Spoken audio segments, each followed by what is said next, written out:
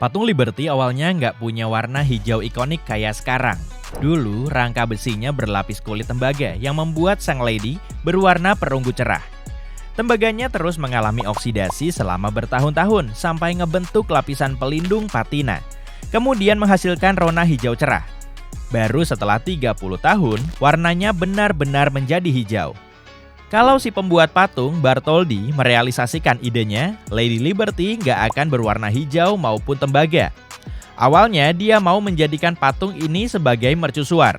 Supaya sang lady bisa terlihat di malam hari, Bartholdi berencana mau menutupi seluruh strukturnya dengan lapisan emas. Dengan begini, kecantikannya masih bisa terlihat di bawah cahaya bulan. Tapi ide ini nggak disetujui karena biayanya terlalu mahal. Patung Liberty ternyata nggak cuma ada di New York. Versi mininya bisa dilihat di aula masuk ke museum terkenal yang terletak di Paris, Perancis. Lady Liberty Mini ini dibuat oleh Bartholdi beberapa saat setelah patung aslinya didirikan untuk acara pameran Paris tahun 1900. Pameran kelas dunia ini diadakan di Perancis untuk merayakan pencapaian di abad sebelumnya. Logam pembentuk obornya mengandung emas, tapi kalau diperhatiin baik-baik, itu bukan obor asli yang dibawa dari Perancis. Sekitar seabad setelah patung ini didirikan pada tahun 1986, hujan sering melanda. Dan tetesan airnya terus ngerusak obor, sehingga harus diganti. Obor yang lama juga dipajang sebagai koleksi museum di bagian pintu masuk. Tapi obor tersebut baru aja dipindah ke museum baru yang ada di pulau ini. Menurut rumor yang berseliweran, Thomas Alva Edison sempat pengen bikin patung ini bisa ngomong.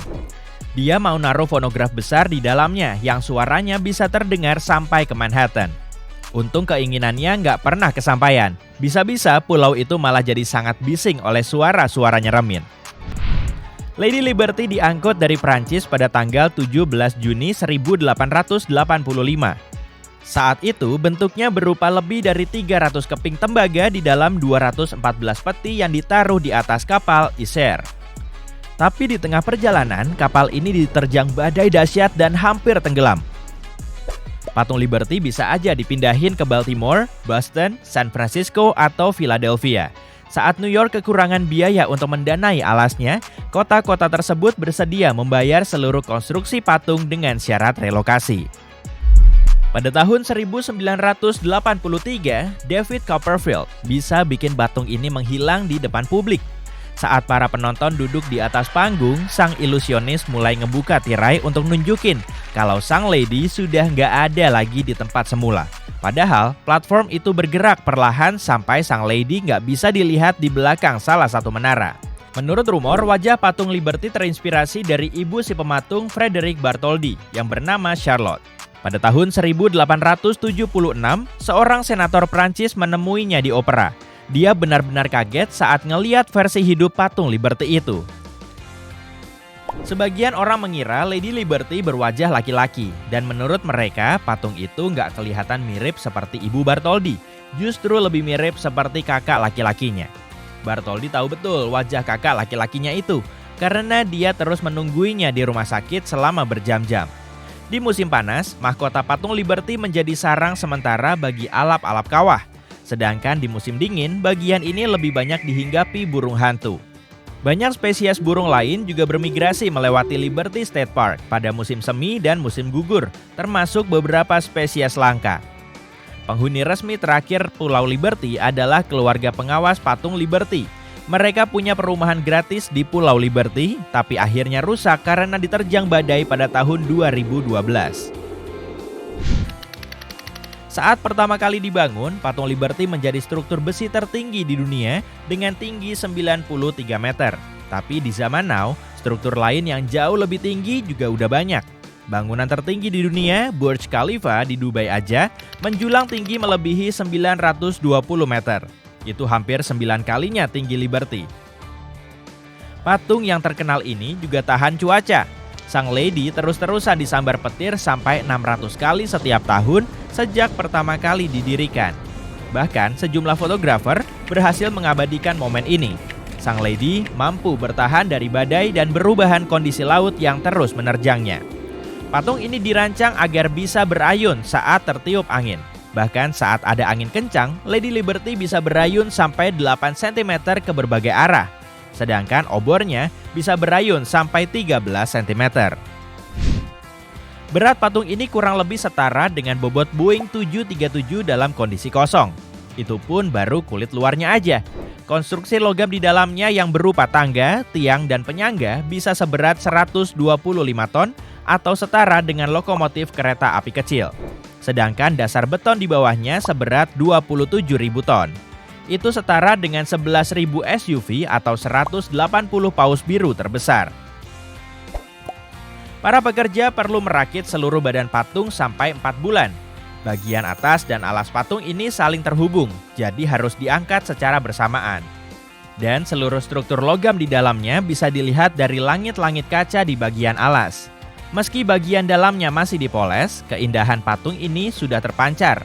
Di lantainya ada pangkalan berbentuk bintang yang menjadi sisa-sisa Fort Wood di pulau itu. Ada juga alas granit dengan dek observasi serta patung itu sendiri. Saat mengunjungi Lady Liberty, para pengunjung bisa sekaligus olahraga.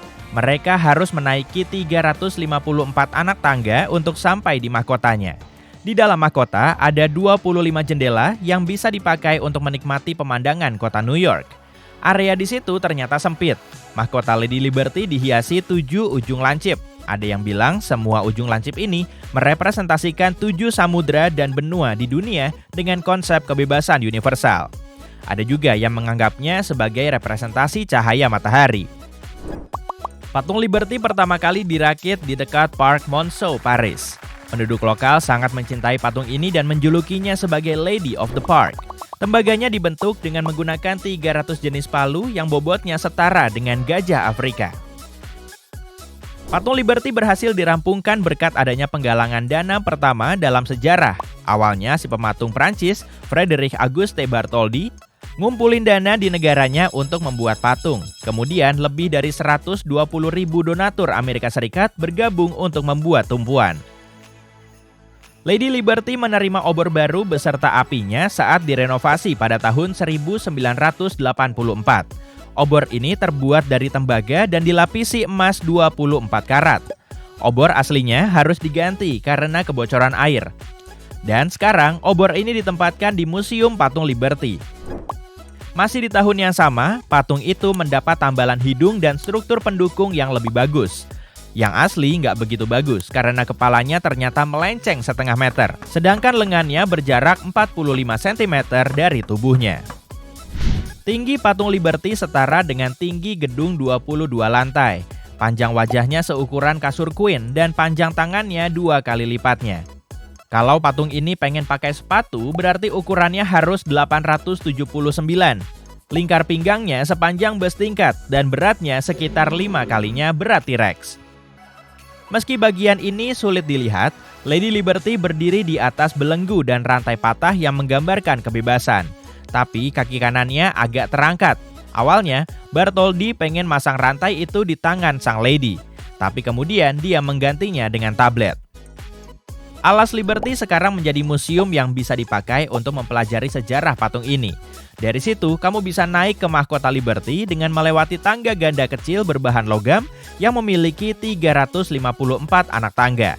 Saking kecilnya, mahkotanya cuma punya kapasitas maksimum 10 orang, tapi di situ ada 25 jendela cantik. Sementara itu, obornya nggak dibuka untuk umum. Saat membuat desain struktur Lady Liberty, Bartholdi juga dibantu oleh Gustave Eiffel. Dia adalah seorang insinyur struktur terkenal yang telah mendesain Menara Eiffel. Eiffel juga merancang kerangka dan struktur penopang patung Liberty. Pulau Liberty baru mendapatkan namanya pada tahun 1956, 70 tahun setelah patung ini berdiri. Nama sebelumnya adalah Pulau Great Oyster. Kemudian berganti menjadi Pulau Bedloe setelah dibeli orang dari Belanda. Tempat ini juga kadang dijuluki sebagai Pulau Love atas perintah Gubernur Francis Lovelace. Tapi untuk menuju pulau ini, kamu nggak bisa naik kapal pribadi dan berlabuh di situ. Jadi, kamu cuma boleh naik kapal feri Statue Cruises untuk sampai di lokasi.